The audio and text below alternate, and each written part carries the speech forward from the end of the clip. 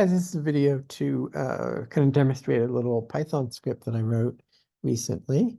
What it does is it sort of archives files, and I'll sort of explain that by as I go through this, I think.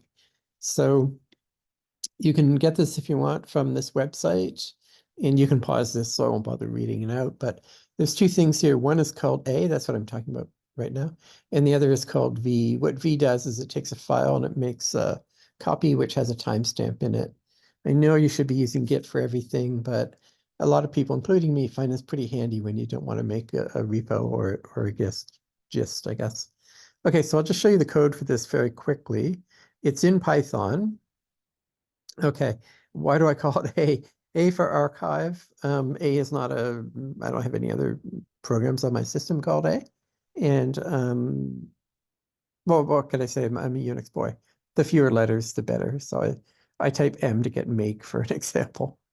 It's not very long, 67 lines long. Python's pretty easy to read, so I think you could basically go through this, certainly if you're a Python person, without any problem.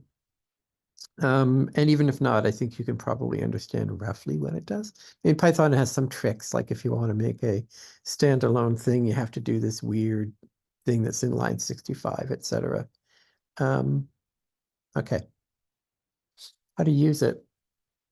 So I'm in some directory here, and I've made a file called wavespeed.r. And when I run that file, well, again, I type M to make it. I don't have to do anything because it's already made it. Here's my make file. Excuse me. That's my make file. Right. So it's looking for a .out file and a .r file, and it's saying, well, I already made it. So I'm not going to regenerate this PNG file, but what I'll tell you is that the PNG file makes a graph that might be interesting to my class. Okay, so let me see how the utility works. Well, first, what I'll say is you have to make a directory called archive in your top directory. And I could change that, but you have to make that manually. I just don't want this. I don't like the idea that something makes a whole new top level directory by itself. So A doesn't do that. You have to make that first. But there's nothing in archive yet. So I archive something, wave, speed, .r, and I'll give a comment. So these are for gravity waves, and it's phase and group. Sorry, maybe that's good enough. Okay, so it's a file name and comment. The comment is optional. So it spits back out for you. It tells you the original file name. That's what that is. It's going to copy it to this location. It's made a hash code 02 Frank 87 Bravo. That's the hash code. And so it's renamed it to be that.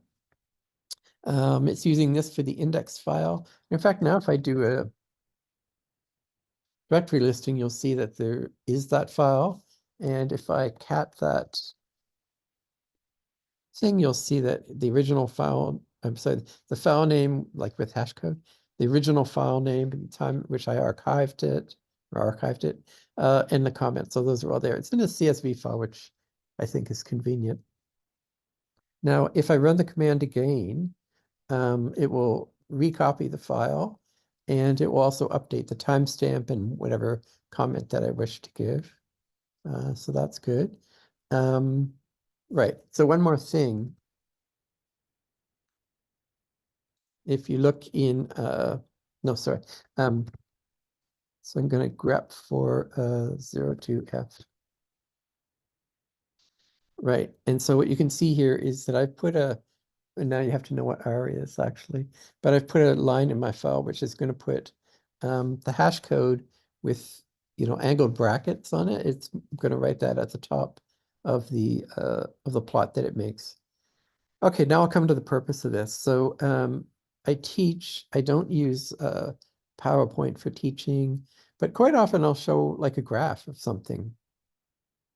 And I'll say to the students, well, if you're interested, send me an email and I'll send you the code to make the graph.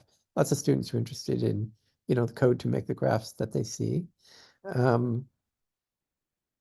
we have a system at my university called Brightspace, which is, I will just say, not pleasant to use for someone like me who wants to type one-letter commands in a Unix terminal and doesn't want to laboriously drag and copy and click just to upload a file.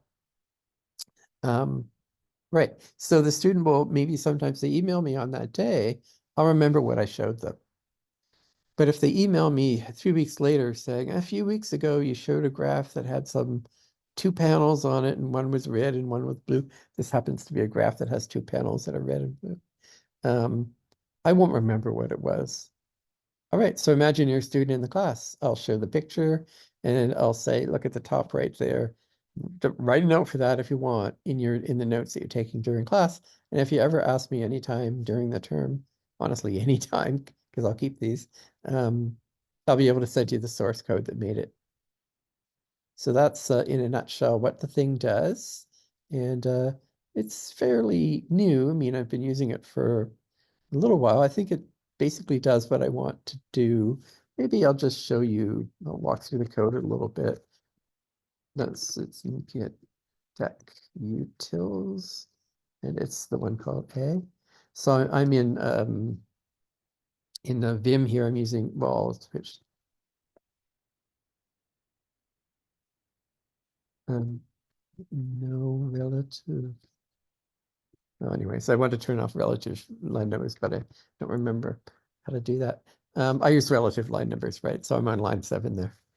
Yeah, it's pretty straightforward. I'm doing some tricks with expanding the path, and Python seems to want to use full path names, and so it can understand tilde path names, and I want to save it with tildes. Basically, that's the point of that.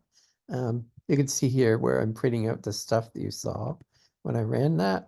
I'm creating a timestamp. So as I say, I think this is pretty straightforward.